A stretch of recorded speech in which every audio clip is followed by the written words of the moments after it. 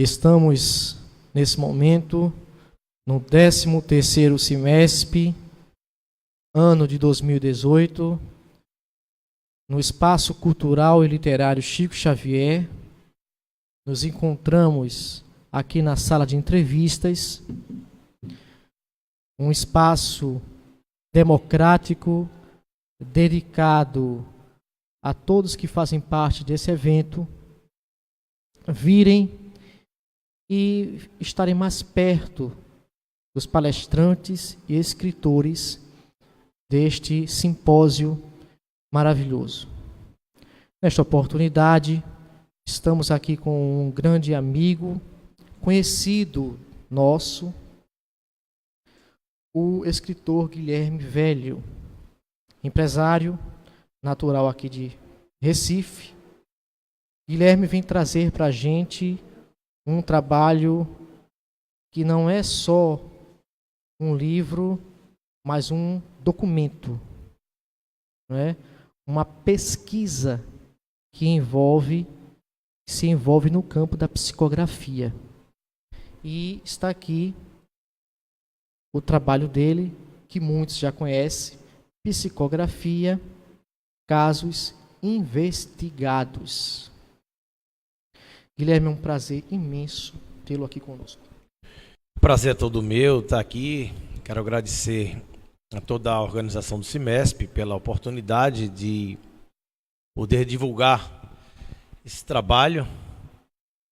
E estamos aqui para contribuir e difundir a doutrina espírita. Guilherme, como foi a sua entrada para o movimento espírita? Como foi essa história? Olha, foi bem interessante. Até meus 15 anos eu era meio que ateu, não acreditava em nada. Mesmo? Achava até que Jesus não tinha nem existido. E durante o intercâmbio do Rotary eu fui morar na Carolina do Norte, nos Estados Unidos. Estudei durante um ano. E na cidade que eu morava, 60% da população era de cor negra. E eu fiquei morando na casa da maior autoridade da igreja presbiteriana na América. E ele me quase que obrigou a ler a Bíblia em inglês. Então eu li a Bíblia praticamente que toda. E ia ao culto nos dias de quarta e aos domingos, participando lá. Só que na escola onde eu estudava, os meus melhores amigos eram os negros, porque tem o nosso sangue, né? Eram mais animados, eram mais alegres, mais comunicativos. E o americano em si, já ele era mais reservado, não gostava de se misturar muito com as pessoas de outros países. Então eu me identificava muito. Então meus melhores amigos eram os negros que tinham meu sangue, sangue latino, sangue da mistura com nossos irmãos africanos. Enfim, e quando eu chegava no culto, não via os meus amigos lá no culto, na igreja. Era uma igreja enorme e não tinha nenhum negro. E o pastor pregando o amor, que somos irmãos, que temos que perdoar, aquela coisa toda. E eu não via meus melhores amigos lá. E eu comecei a questionar, mas que Jesus é esse? Que eles estão pregando de amor, de perdão. Se meus melhores amigos não estão aqui, a cidade tem 60% da população de cor negra. Então quando acabou o intercâmbio, que eu voltei para o Brasil, e depois de ter tido essa experiência evangélica, eu voltei mais ateu ainda. Mas meu primeiro contato com o espiritismo foi que eu tinha um grande amigo, toda essa história está contida no livro, e ele desencarnou num acidente de moto. E foi muito forte, que era uma pessoa muito próxima. E na nossa turma de amigos na rua, devia ter 17 para 18 anos, tinha uma médium, que era uma amiga nossa que dizia que via o Renato. E nos convidou e fomos ao Centro Espírita, que é o Jefa, Grupo Espírita Francisco de Assis, ali em Piedade. E lá foi feita uma consulta. Deram meu nome, fizeram uma consulta. E quando eu recebi o resultado, tinha lá escrito embaixo, uma chamada na reunião mediúnica. Eu não entendi o que era aquilo, eu perguntei lá, questionei, eu pensei, não, isso é... Na reunião mediúnica vai ter uma chamada no seu nome, possivelmente alguma entidade lhe acompanhando. Quando foi na outra semana, nós fomos pegar o resultado da consulta. E eu fui com um dos irmãos do Renato. E quando chegamos lá, entramos numa sala e a dirigente da casa, quando começou a ler o resultado da consulta na reunião mediúnica, ela falou, você conhece algum Renato? Ela não sabia absolutamente nada. E eu disse, sim, era o meu melhor amigo. Ela disse, pois é, ele morreu num acidente de moto, não é isso? Eu digo, foi. Ele está querendo consertar a moto para sair do lugar que ele estava. Ele desencarnou e não sabia. Então ela me deu detalhes que jamais ela teve acesso. Então ali eu vi que tinha alguma coisa diferente, que tinha algo maior por trás, que existia maravilhas ocultas naquelas situações ali, naquela situação ali. Existia uma maravilha por trás daquilo ali, para um cético ateu, né? E ali eu comecei a ler, comecei a pesquisar e me convenci da nossa realidade existencial através do estudo, através da leitura. Eu não fui pela fé, não fui pela dor, como a grande maioria de vocês, dos nós espíritas, né? Você fala, eu fui pela dor, eu fui pela dor. Só falta dizer que foi o obsessor que levou ele para a casa espírita, né? Não foi meu caso, eu fui realmente até duvidando. E hoje eu não tenho dúvida. E para mim foi uma grata satisfação poder iniciar todo um estudo dentro da doutrina espírita, conhecer pessoas. E foi esse meu primeiro passo no espiritismo. E te impulsionou para essa obra, né? Porque, de certa forma, você entrou no espiritismo através de uma história pessoal, não é? Uma história que você viu que, na verdade, existe base, pelo amigo ter até dito, ela não conhecia nada do processo, e foi por isso. Foi por essa a intenção de fazer essa análise e trazer para esse livro, ou não? Na verdade, a gente já vem andando, fazendo pesquisa já há alguns anos. Esse fato ocorreu quando eu tinha 17 para 18 anos. E durante esse período, a gente já começou a fazer várias pesquisas, inclusive na área da transcomunicação instrumental. Eu estive com um grupo de transcomunicação de Seattle, nos Estados Unidos. Fui conhecer o trabalho que eles têm lá, que eles desenvolvem, e vários outros trabalhos a gente já vinha desenvolvendo. Só que a psicografia sempre me chamou minha atenção. E apareceram algumas circunstâncias que me fizeram adentrar a pesquisa da psicografia. Eu quis entender se aqueles relatos que eram fornecidos nas cartas psicografadas por médiuns, se aquilo era fruto de uma comunicação mediúnica, se aquilo era fruto do inconsciente, da nossa elaboração cerebral, se aquilo era um processo anímico, ou se aquilo se tratava de fraudes. Esse foi meu primeiro questionamento. O intuito maior foi querer entender. Perfeito. Estamos aqui com o Guilherme Velho. Além do que já citei sobre o seu histórico pessoal, o amigo também é palestrante espírita, faz palestras em vários lugares do Brasil, né? E estamos aqui apresentando a sua obra, que é Psicografia, Casos Investigados. Guilherme, nos conta como foi a base investigativa para a elaboração deste trabalho. Bom, nós sabemos que nossa maior antena de mediunidade e de psicografia no Brasil é Chico Xavier, é a nossa referência. Então eu me baseei numa pesquisa onde eu passei quase 3 anos pesquisando tudo o que foi publicado a nível de pesquisa sobre a psicografia de Chico Xavier. Todos os autores, dentre eles Dr. Carlos Augusto Pera Andréa, um grande perito, que escreveu o livro Psicografia à Luz da Grafoscopia, que eu tirei como base para a gente iniciar esse trabalho. E é simplesmente inacreditável quando você mergulha na pesquisa da mediunidade de Chico, da psicografia de Chico, porque Chico só tinha um 4º ano primário, era um caixeiro que despachava atrás de um balcão em Pedro Leopoldo, interior de Minas Gerais. E ele psicografou livros como Paulo Estevão, que é a história do cristianismo vivo. Eu acho que nenhum autor brasileiro escreveu um livro daquele. Ele descreve Roma como nenhum autor descreveu. As bigas, as batalhas, ele nunca teve lá.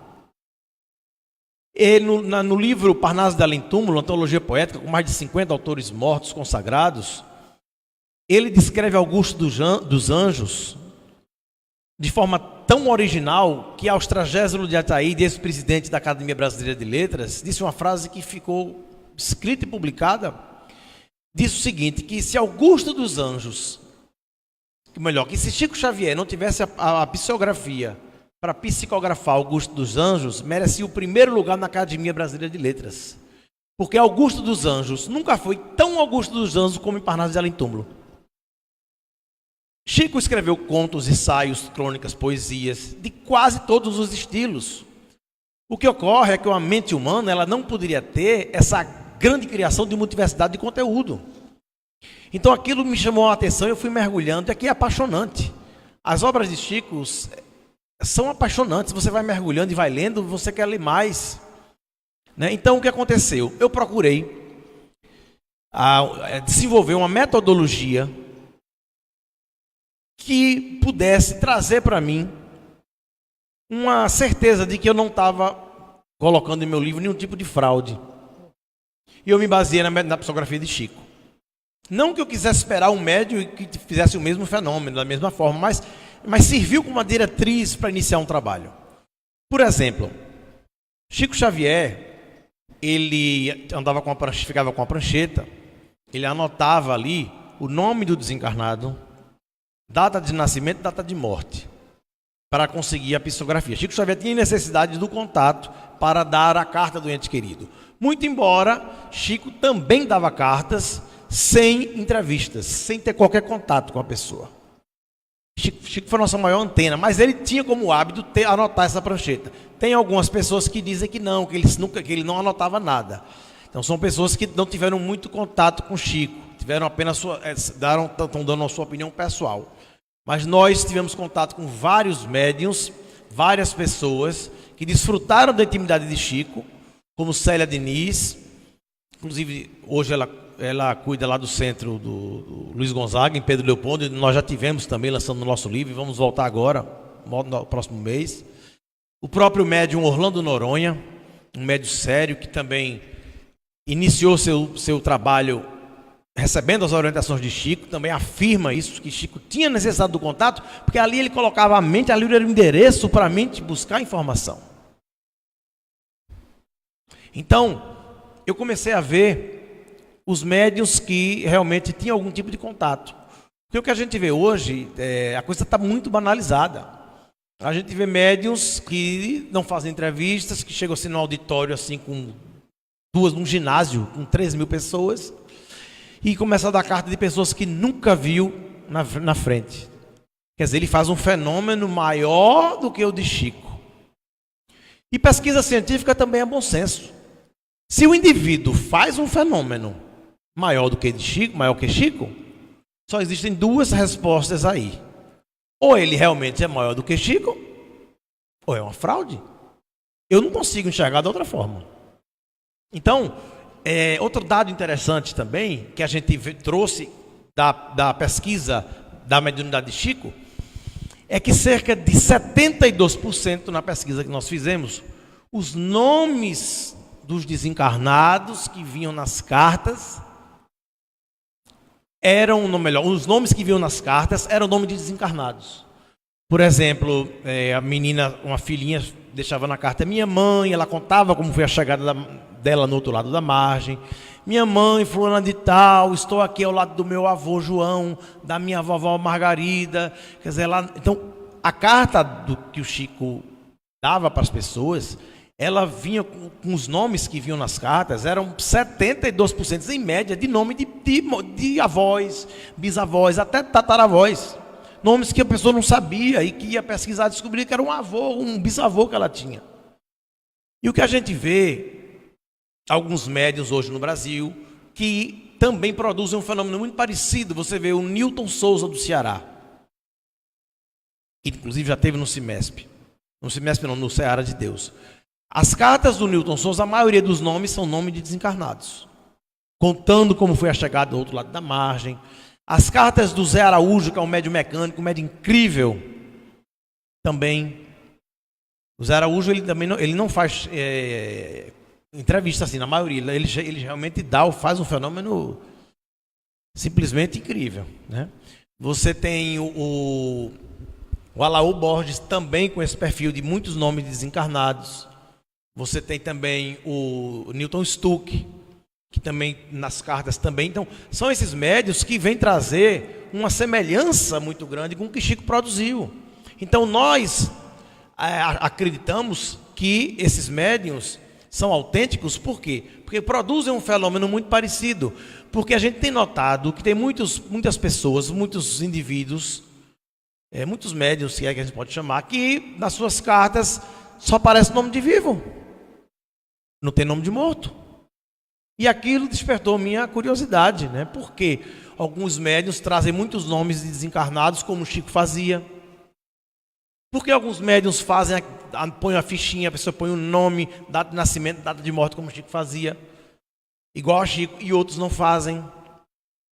Então a gente trilhou um caminho e a gente descobriu durante essa construção médiuns notáveis, médiuns autênticos, né? Mas ao mesmo tempo a gente descobriu algumas situações que a gente não pode atribuir a um fenômeno mediúnico, e sim ou um fenômeno anímico ou uma fraude. Perfeito. Então, o objetivo central desta obra a oferecer-se ao público qual é? Essencialmente. Bem, primeiramente, é mostrar o contínuo da vida. Porque esse livro, ele traz um consolo muito grande para uma mãe, para uma viúva, né, para uma pessoa que perdeu, entre aspas, um filho. Porque o livro tem muitos detalhes. Um caso do livro, bem interessante, foi em Dallas, no Texas. Pesquisamos o caso fora do Brasil também. E era um casal de curitibanos que mora em Dallas. E tinha um casal de filhos. E a filha mais nova amanheceu com uma dor no pescoço. Eles levaram no médico lá e descobriram que ela estava com um câncer, um tumor aqui, nessa região. Ela viveu mais 6 meses e desencarnou, perto de 2 anos de idade. E aí a mãe criou na casa dela um cantinho para a filha, onde ela colocava um porta-retrato. E todo dia ela tinha uma planta na casa dela, no jardim, muito bonita. Todo dia ela tirava uma florzinha, substituía e fazia aquela substituição diariamente, né? E ela conta também na entrevista que ela entrava no carro e quando olhava pelo retrovisor só via uma cadeirinha, que era a cadeirinha do filho, né? Porque antes tinha 2, ela só via uma. E quando ela olhava que não via a cadeirinha da filha, ela entrava em desespero e começava a chorar. Então, após 1 ano, ela resolveu visitar os familiares em Curitiba. O marido não pôde vir com ela, então ela foi ao aeroporto, ele deixou ela no aeroporto. Antes de ir, ela pôs a florzinha lá e veio a Curitiba. Alguns dias depois, uma amiga a convidou para participar da sessão de psicografia do médium Orlando Noronha, que é esse médium que tem 3 casos dele no livro, que começou seu trabalho ao lado do Chico. E uma das cartas da reunião mediúnica foi a da garotinha Carol, a filha dela. E na carta ela narra todos os detalhes. Ela fala que via a mãe chorando no carro, quando olhava pelo retrovisor e não via a cadeirinha atrás. Quer dizer, não tinha como ela saber. E para ela ter certeza que era ela, no final ela pega a mão do médium e desenha um porta-retrato, igual que está lá em Dallas, e põe a florzinha deitada na frente que ninguém sabia. Simplesmente incrível. E isso aí foi pesquisado. Nós olhamos nas redes sociais se tinha alguma coisa, porque a gente já está sabendo já há muito tempo que alguns indivíduos andam fazendo isso. E essa prova, esse caso é uma prova da imortalidade da alma que traz consolo para as pessoas. Então esse livro é muito bom para alguém que perdeu, entre aspas, um ente querido, ou então para alguém cético que não acredita em nada. Então a proposta, primeiramente, foi trazer evidências científicas da imortalidade da alma. Nós investigamos cerca de 40 casos selecionamos 5 para colocar no livro, né? E é isso. Então a gente tentou buscar a mediunidade séria, porque durante essa construção a gente viu muita coisa. E viu muita coisa com o nome de espírito sem ser. Nós nunca vimos, por exemplo, quando eu digo que meu trabalho foi todo, melhor, nosso trabalho foi um trabalho meu e acredito que de muita gente que me ajudou, foi fundamentado tudo na obra de Chico, no que Chico fez. Eu tirei como exemplo, por exemplo, eu nunca vi Chico dar uma psicografia com número de CPF, com placa de carro, com número no e-mail da mãe, da sogra, número do telefone da casa da pessoa. Eu nunca vi Chico fazer isso. Então, se tem alguém fazendo isso, ou é maior do que Chico, ou é fraude. Entendeu? Então, é importante as pessoas ficarem bem alertas a isso. Muita coisa que a gente vê aí, acreditando que é mediunidade, não é mediunidade. É coleta de Facebook, das redes sociais, infelizmente. E Kardec alertou isso.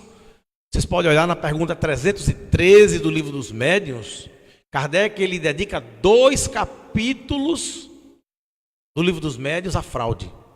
E chama a fraude mediúnica naquela época de nova indústria. Nova indústria, naquela época não tinha internet, não tinha rede social, não tinha nada. Kardec já chamava a fraude mediúnica de nova indústria. Você imagine hoje, com internet, com rede social, com tudo aí, o que é que tem aí. Então é preciso a gente ficar alerta. Inclusive, só para você ter uma ideia, esse nosso trabalho foi avaliado pelo amigo que está, o Marcel Souto Maior, que é o maior biógrafo da psicografia de Chico. E o Marcel me convidou para participar no próximo livro dele, onde nós iremos colocar, nesse capítulo, toda essa nossa pesquisa. Esse livro deve sair no começo do ano que vem, entendeu? E a gente está muito feliz com isso. Perfeito. Bom, conforme o processo, nós estamos agora aberto às perguntas do público, dos participantes que aqui estão. Vamos elaborar e perguntar o que for da dúvida de vocês. Podem ficar à vontade. Tem alguma pergunta? Como é seu nome? Oi, tudo bom, Socorro? O microfone vai até você, tá bom? Só um instantinho.